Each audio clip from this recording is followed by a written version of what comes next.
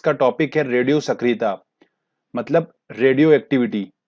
तो friends, science GK का बहुत इंपॉर्टेंट टॉपिक है, तो ध्यान से इस वीडियो को देखिएगा।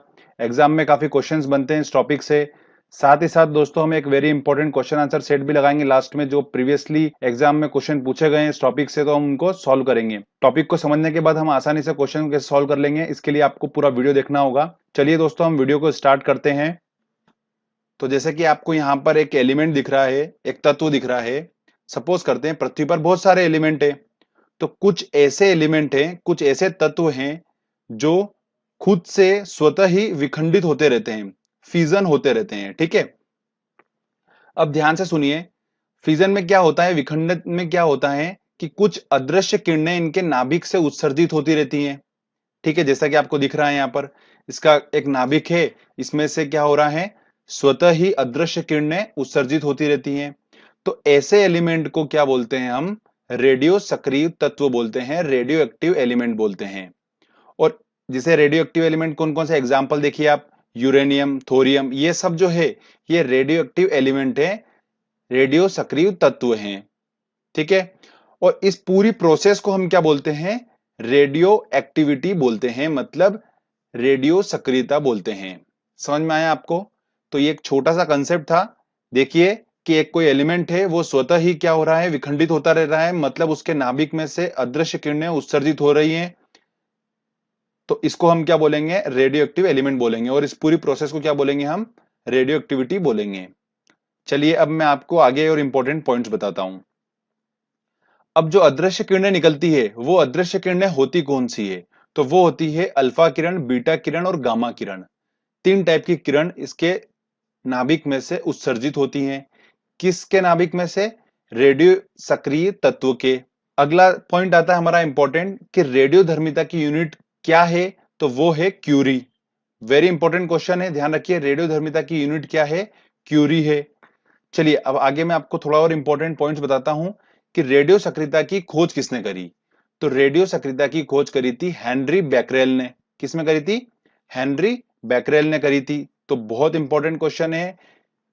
अगला पॉइंट आता है, इसके बाद क्या हुआ था, जब हेनरी बैकरेल ने रेडियो सक्रियता की खोज करी थी यूरेनियम रेडियो सक्रिय तत्व लेकर, तो उसके बाद क्या हुआ, मैडम क्यूरी ने बाद में पता लगाया कि थोरियम में भी रेडियो सक्रियता पाई जाती है।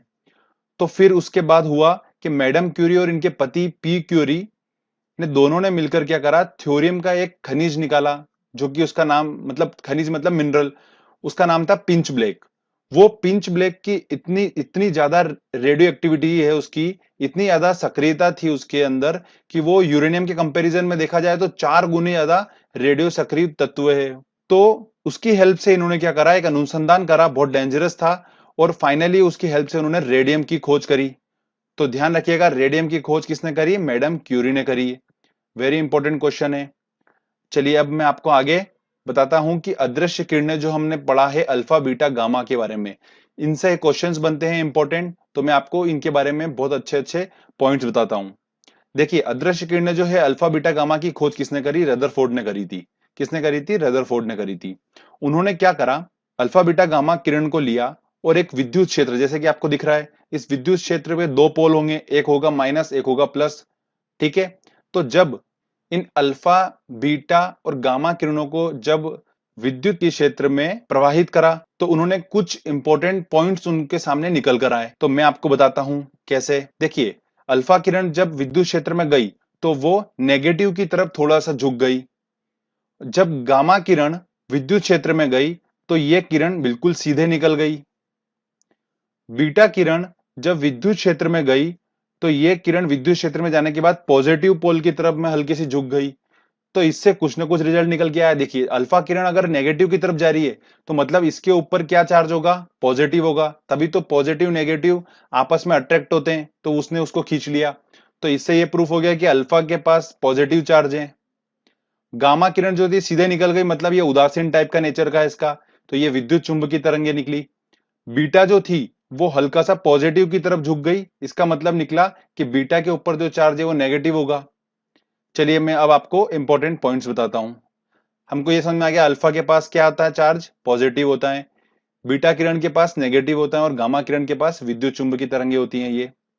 उसके बाद ध्यान रखिए कि अल्फा किरण की जो स्पीड होती है वो तेज होती है, सारी किरणें अदृश्य होती हैं, तो मतलब स्पीड तो होगी इनकी। और स्पीड तेज होती है अल्फा किरण की क्योंकि इसकी तरंग दैर्घ्य जो होती है अधिक होती है। देखिए, तेज बोला है मैंने, सबसे तेज नहीं बोला है। इसकी तरंगे अधिक होती हैं। अल्फा किरण की तरंग दैर्घ्य सबसे अधिक होती है। अब तरंग दैर्घ्य का कंसेप्ट कैसे जुड़ा स्पीड के साथ में, वो मैं आपको थोड़ा सा कंसेप्चुअली बताऊंगा अभी। पहले आप पॉइंट समझ लीजिए। बीटा किरण की बात करते हैं तो बीटा किरण की स्पीड जो होती है वो अल्फा किरण से तेज होती है। ठीक है, लगभग लगभग लाइट की स्पीड के बराबर पहुंच जाती है ये बीटा किरण।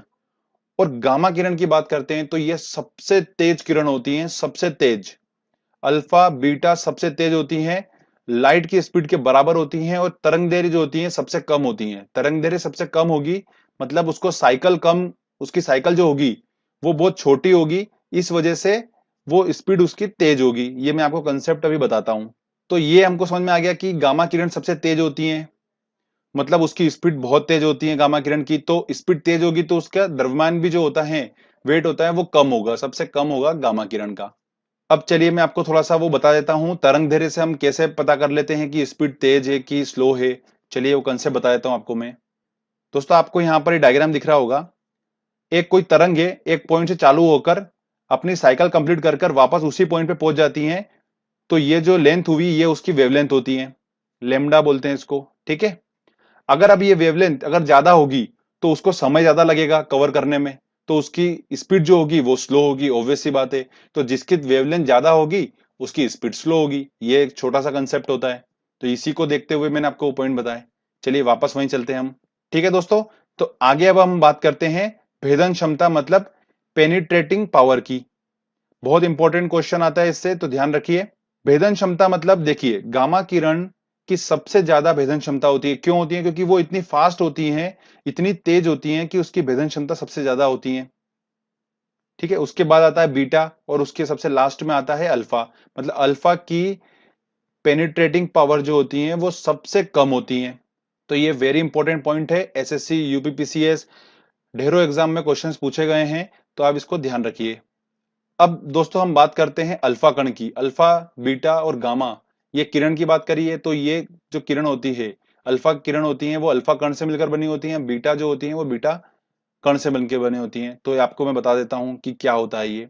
इसके बारे में एक इंपॉर्टेंट पॉइंट ध्यान से सुनिए कि जब कोई परमाणु होता है, जब कोई एटम होता है, उसका नाभिक होगा, तो उसके नाभिक से जब अल्फा कण निकलता है तो उसकी एटॉमिक नंबर में 2 की कमी आ जाती है, और उसके द्रव्यमान में मतलब उसके भार में 4 की कमी आ जाती है।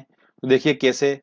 रेडियम एक रेडियो एक्टिव तत्व है, तो जब इसमें से अल्फा कण निकला, तो अल्फा कण निकलने से पहले इसका जो परमाणु संख्या थी वो क्या थी? 88 थी, और इसका जो भार था, द्रव्यमान था, वो 226 था। जब अल्फा कण निकला तो अल्फा कण का कंसेप्ट क्या है कि दो परमाणु संख्या कम कर देगा और भार को भी क्या कर देगा? वो 4 की कमी कर देगा। तो फाइनल रिजल्ट क्या है हमारे पास? 86 हो गया हमारा परमाणु संख्या, और भार हो गया उसका 222। तो ये इस तरीके से इसको सॉल्व करा जाता है। तो इस तरीके से क्वेश्चंस आजकल एग्जाम में बनने लगे हैं। थोड़ा लेवल ऊपर हो चुका है एग्जामों का, तो आजकल इस तरीके के क्वेश्चंस बनते हैं एग्जाम में। अब हम बात करते हैं दोस्तों बीटा कण की। बीटा कण का कंसेप्ट क्या होता है? किसी परमाणु के नाभिक से जब बीटा कण निकलता है तो उसका परमाणु संख्या 1 बढ़ जाती है, और भार जो होता है, द्रव्यमान जो होता है, वो परिवर्तन नहीं होता है उसके अंदर, वैसा के वैसा ही रहता है। तो देखिए, ये रेडियम है, इसका परमाणु संख्या पहले 88 था और भार 226 था। जब इसमें बीटा कण निकला तो इसका जो परमाणु संख्या है वो 1 बढ़ गई, 89 हो गया, और रेडियम का जो द्रव्यमान है वो सेम सेम रहा, मतलब 226। तो इस तरीके से अल्फा बीटा का कंसेप्ट है। ध्यान रखिएगा, किसी परमाणु के नाभिक से अगर कोई गामा किरण निकलती है तो उसके द्रव्यमान आवेश किसी में कोई परिवर्तन नहीं होता है, जैसा कि वैसा ही रहता है। तो ये तीनों पॉइंट वेरी इंपॉर्टेंट है, आपको समझ में आ गए होंगे। चलिए अब मैं आपको बताता हूं रेडियो सक्रिय समस्थानिक क्या होता है और उसके उपयोग। तो जैसे आपने अभी देखा कि रेडियम में से अल्फा कण निकला और फिर हमको रिजल्ट मिला, तो जो पहले एलिमेंट था और बाद का जो आ रहा है, ये एक दूसरे के समस्थानिक होते हैं, मतलब आइसोटोप्स होते हैं। तो इस तरीके से इन आइसोटोप्स का, रेडियो आइसोटोप्स का काफी उपयोग किया जाता है अलग अलग फील्ड में, वो मैं आपको बताता हूं। सबसे पहले वेरी इंपॉर्टेंट बात करते हैं कोबाल्ट 60 की। ये एक ऐसा रेडियो सक्रिय तत्व है जिसका उपयोग कैंसर के उपचार में किया जाता है, क्योंकि ये गामा किरण उत्सर्जित करता है और गामा किरण सबसे तेज किरण होती है। इसलिए इसका उपयोग जो होता है वो कैंसर जैसी खतरनाक बीमारी के उपचार में किया जाता है। इसके बाद मैं आपको बताता हूँ इंपॉर्टेंट पॉइंट। रेडियो सक्रिय तत्व एक और होता है आयोडीन 131 का उपयोग जो होता है वो थायराइड कैंसर के उपचार में किया जाता है। उसके बाद रेडियो सक्रिय यूरेनियम जो होता है उसका उपयोग पृथ्वी की आयु पता करने में होता है। और ध्यान रखिए एक वेरी इंपॉर्टेंट, रेडियो सक्रिय सोडियम की बात करते हैं तो इसका उपयोग कहाँ होता है? जो रक्त प्रवाह होता है बॉडी में, उस रक्त प्रवाह की गति को मापने के लिए रेडियो सक्रिय सोडियम जो है इसका उपयोग किया जाता है। और रेडियो सक्रिय समस्थानिक का उपयोग कहाँ किया जाता है? पाचन तंत्र के अध्ययन में भी किया जाता है। तो ये इनके कुछ उपयोग हैं जो कि हमको दिमाग में रखना है, ये इनसे क्वेश्चंस काफी बनते हैं। ठीक है, चलिए फ्रेंड्स, अब आगे हम बात करते हैं दोस्तों टेस्ट की। हमने अच्छे से टॉपिक को समझा, अब हम क्वेश्चन आंसर टेस्ट लगाते हैं और देखते हैं कि हम कितने क्वेश्चन सॉल्व कर पा रहे हैं। दोस्तों हमारा पहला क्वेश्चन है कि रेडियो सक्रियता की खोज किसने की थी? तो रेडियो सक्रियता की खोज किसने करी थी? हेनरी बेकरेल ने करी थी। तो इसका आंसर लगेगा सी आंसर। रेडियो सक्रिय परिवर्तन में भाग लेता है, इस प्रोसेस में कौन भाग लेता है? तो परमाणु के संयोजी इलेक्ट्रॉन नहीं, परमाणु के कोर इलेक्ट्रॉन नहीं, परमाणु का नाभिक, इसमें से अल्फा बीटा गामा किरण निकलती हैं तो परमाणु का नाभिक भाग लेता है। रेडियोधर्मी यूनिट क्या है? तो रेडियोधर्मी की यूनिट क्या है? क्यूरी है। तो इसका आंसर लगेगा डी आंसर। चलिए आगे और इंपॉर्टेंट देखते हैं हम क्वेश्चन। अगला क्वेश्चन है रेडियोधर्मी तत्व किसका उत्सर्जन करते हैं? तो अल्फा बीटा गामा किरणों का उत्सर्जन करते हैं रेडियोधर्मी तत्व। तो इसका आंसर लगेगा बी आंसर। अगला हमारा क्वेश्चन है अल्फा किरणों पर उपस्थित आवेश हैं। अल्फा किरणों पर कैसा आवेश है? तो जब वो इलेक्ट्रिक फील्ड में गया था अल्फा किरण, तो वो नेगेटिव चार्ज की तरफ हल्का सा झुक गया था, तो इसके ऊपर पॉजिटिव चार्ज होता है, तो धन आवेश होता है इसके ऊपर। दो धन आवेश होते हैं अल्फा किरणों पे, तो ये वेरी इंपॉर्टेंट है। ऐसे क्वेश्चंस रिपीट कर लिए जाते हैं आईएएस एग्जाम के, और बहुत सारे क्वेश्चंस रिपीट होते हैं एग्जामों में। अगला हमारा क्वेश्चन है निम्न में से किसमें ऋण आवेश होता है? तो पॉजिटिव आवेश तो होता है किसके ऊपर? अल्फा पे, और नेगेटिव होता है बीटा पे। तो इसका आंसर लगेगा बी आंसर।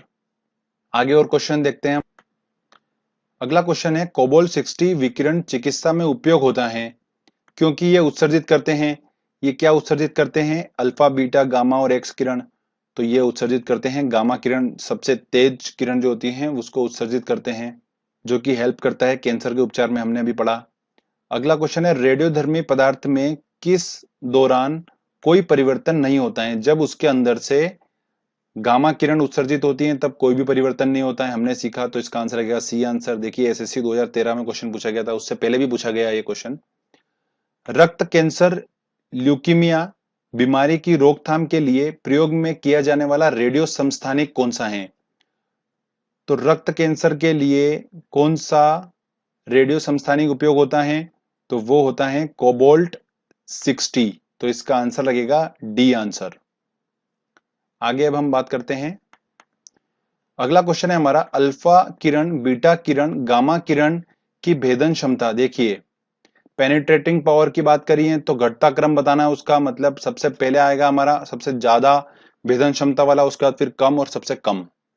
तो सबसे ज्यादा भेदन क्षमता किसकी होती है? गामा की होती है, तो सी और डी दिख रहा है हमको। उसके बाद बीटा की होती है और फिर अल्फा, और तो इसका आंसर होगा सी आंसर। एक बीटा कण के उत्सर्जन से क्या होता है? देखिए परमाणु, एक बीटा कण, हमको पता है कि बीटा कण के उत्सर्जन से परमाणु संख्या जो होती है वो एक बढ़ जाती है और द्रव्यमान में कोई परिवर्तन नहीं होता है। तो ऐसा ऑप्शन ढूंढ लेते हैं हम। तो ऐसा ऑप्शन दिख रहा है परमाणु संख्या 1 की वृद्धि और परमाणु द्रव्यमान अपरिवर्तित, मतलब ए आंसर। निम्नलिखित रेडियो तत्व में किसका उपयोग मनुष्य के शरीर में रक्त प्रवाह की गति मापने के लिए? देखिए रेडियो सोडियम का उपयोग करते हैं मनुष्य के शरीर में रक्त प्रवाह की गति को मापने के लिए। तो इसका आंसर होगा सी आंसर। ठीक है दोस्तों, तो देखिए इस तरीके से हमने आसानी से क्वेश्चन सॉल्व कर लिए हैं। तो फ्रेंड्स आप इस लेक्चर की अच्छे से प्रैक्टिस करिए, समझिए इसको। इससे रिलेटेड अगर क्वेश्चन आएगा एग्जाम में तो हम आसानी से उसको सॉल्व कर लेंगे बिना टेंशन के। तो फ्रेंड्स अगर आपको ये वीडियो अच्छा लगा है तो जल्दी से इस वीडियो को लाइक कर दीजिए, दोस्तों के साथ शेयर करिए और कमेंट करके बताइए आपको वीडियो कैसा लगा। अगर आपने अभी तक चैनल को सब्सक्राइब नहीं करा है तो प्लीज चैनल को सब्सक्राइब कर लीजिए, क्योंकि इस तरीके के अच्छे-अच्छे वीडियो मैं आपके लिए लेकर आता रहूंगा। मिलते हैं दोस्तों अगले वीडियो में, तब तक के लिए जय हिंद, जय भारत।